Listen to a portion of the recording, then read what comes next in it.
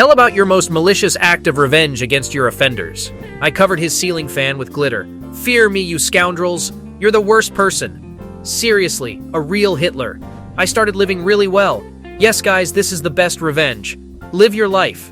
Achieve success. Grow. When they see how you live, it'll be the best revenge. I'm immune to poison ivy, so I always uprooted it from our yard. I left it on the concrete area behind the garage because it happened to grow there. Yeah, I'm lazy. Long story short, I often walk to the pond through a canal in the area. I live in the south of Louisiana. I didn't always have the chance to take a bike to get to the pond, so sometimes I just walked about a kilometer. There was this guy a couple of years older than me, a real jerk. He pulled all sorts of crap, like riding his bike next to me, extending his hand for a high five and then smacking me and riding away laughing. Eventually, I got tired of it and did the following. I went home, grabbed my water gun, and thought that next time he pulls something like that, I'd spray him. But then my eyes fell on the poison ivy, and I got an ominous plan. I picked some ivy, put it in a bucket of water, mixed it well, and poured that mixture into my water gun. The next time I took that water gun with me. On the way home I saw him again. He started making fun of me. I sprayed him, and he broke my water gun, but it was worth it. As far as I heard, he didn't go to school for almost 2 weeks. Immune to poison ivy? Are you a superhero or something? I had a friend in high school who turned into a jerk during our senior year. There were lots of little things that ruined our friendship, but the worst was when one night I took a dump right on his car. Very simple, I climbed onto the hood and dropped a load on the windshield. I was sure that the next day he would come out and wonder, what the fuck is this? Funny fact, we're best friends again, and he still has no idea it was me. In a military boarding school for boys, there was a huge jerk in my dorm. Once we took his air freshener spray and peed in it. Then we sprayed the same air freshener on his pillow and in his locker. He came in, smelled the urine, and immediately grabbed his air freshener and started spraying it everywhere. Eat shit, Donovan, eat shit. My ex cheated on me.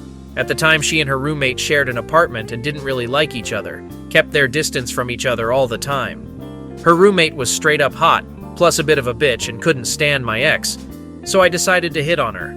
It was the best thing I've ever done in my life. It was priceless to see the look on my ex's face when her roommate walked me to the door in her underwear after the first night. We had hot, dirty, loud sex almost every night for the next 8 weeks until their lease together ran out. Yeah, I did a little bit of an asshole thing, but damn, it was fun and I wasn't ashamed. I'll get my revenge in a couple days. You see, my parents are fucked up. I took care of them even when I went to school, and they still try to use me in all sorts of ways, pawning my stuff and so on. I'm fed up with them. I'm out of town now, but when I get back, and the next time they ask me to walk 3 kilometers to buy them a pack of cigarettes, I'll go outside, walk around the house, and there will be a friend with a van waiting for me.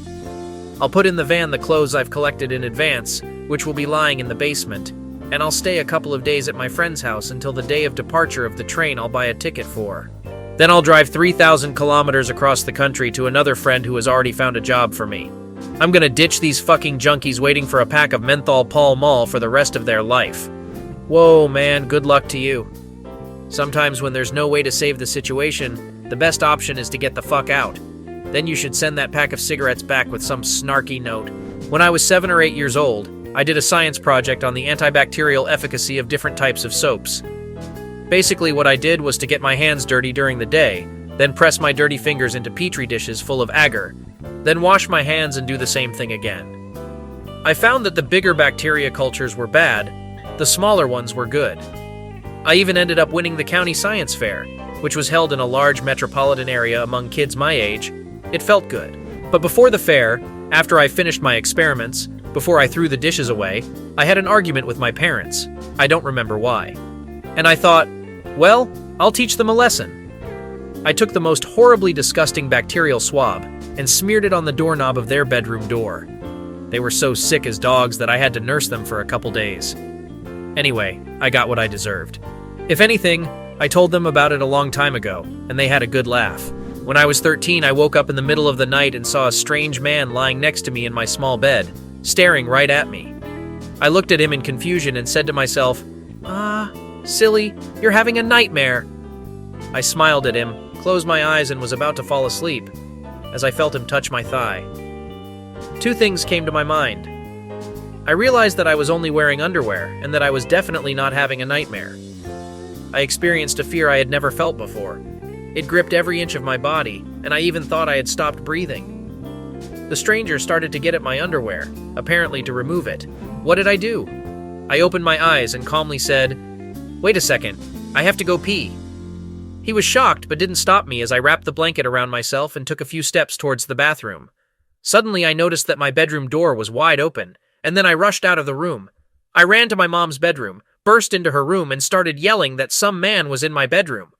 Mom came out into the hallway and was just starting to convince me that it was a bad dream when suddenly the bastard ran out of my bedroom and rushed to the front door. Mom froze on the spot, and I just boiled with anger. How the fuck did he even dare try to rape me? I grabbed a lamp, ripped the cord out of the socket, and started chasing him, waving the lamp around and shouting every profanity I'd ever heard in my 13 years. I chased that bastard down the street while my mom called the police. I lost sight of him because it was dark, but when the police arrived, I told them everything. The cops started searching the neighborhood and caught him hiding in the bushes, brought him in and asked for identification. I walked up to the motherfucker and gave him a hard knee to the balls, turned around and walked away saying, "Fuck yeah, that's him and I want to testify." A friend once made a joke on me by pissing on my wiener. 4 years later, I got back at him by sticking my dick in his beer at the bar when he went to the bathroom. He drank it all down before I told him what I'd done. I'll never forget that. Modified. 1, it was a glass mug of beer. 2, by sausage I meant food. He didn't piss on my dick. Modified 2, anyway, here's the deal. We were at a sports bar having a drink and playing pool. My buddy, who had pissed on my wiener, by the way, did it before it was put on the grill, so it was kind of a piss marinade, put his beer on the bar and went out to take a leak. One of my buddies pointed to the beer and hinted that I should get back at him. That way by now, all my close friends knew that he had pissed on my wiener and that I still hadn't done anything back to him. So I do the first thing that comes to mind. I grab his beer, go to the corner, unzip my fly, take out my dick and dip it in the beer.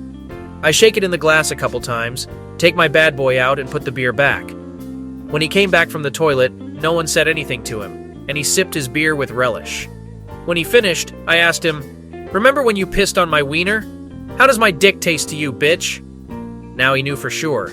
You shouldn't have showered for a week before that.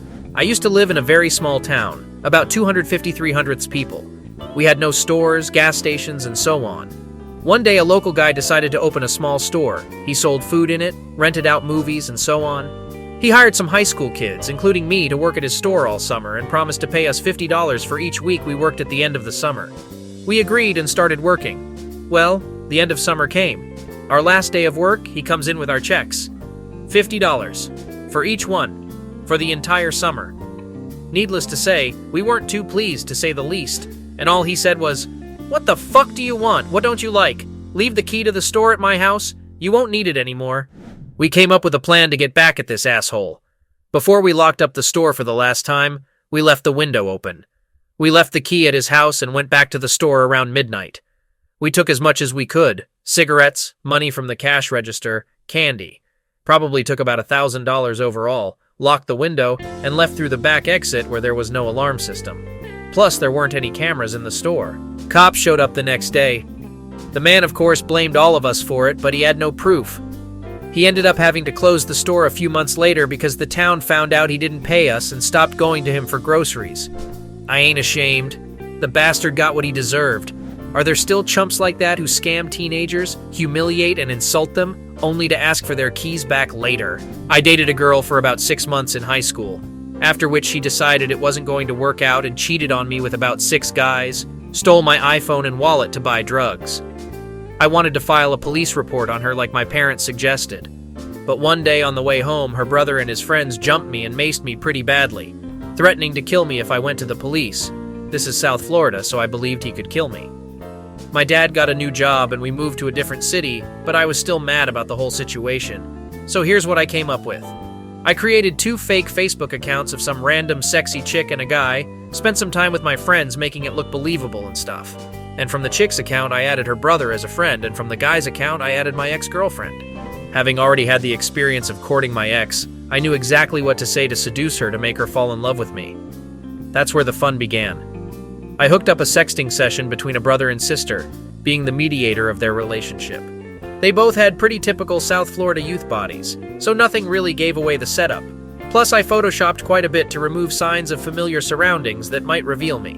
This all went on for about a month and a half, In total, they forwarded about 200 naked pics to each other, and after that I decided to open the curtain and send unedited pics with all the signs of a familiar room, plus faces and such, to the chat room. Jesus Christ, what has begun there? I wish I'd had a chance to see their reactions. Friends who still lived near them told me that her brother had moved in with her father that week, and that they had stopped communicating. Anyway, it was about 4 months before my revenge was realized, but it was fucking awesome. Edit. You fucking bitch children. Someone told my ex about it, and now she knows it was me. Ha ha. Unfortunately for her, I now live 3,000 miles away from college, but Jesus, Reddit. Why don't you guys shut your mouths? Thanks so much for watching. In the comments below the video, you can tell about your most vicious act of revenge against your abusers, and I suggest you check out other vids from our channel. Also, don't forget to put a like and subscribe to the channel if you enjoyed the episode. Bye!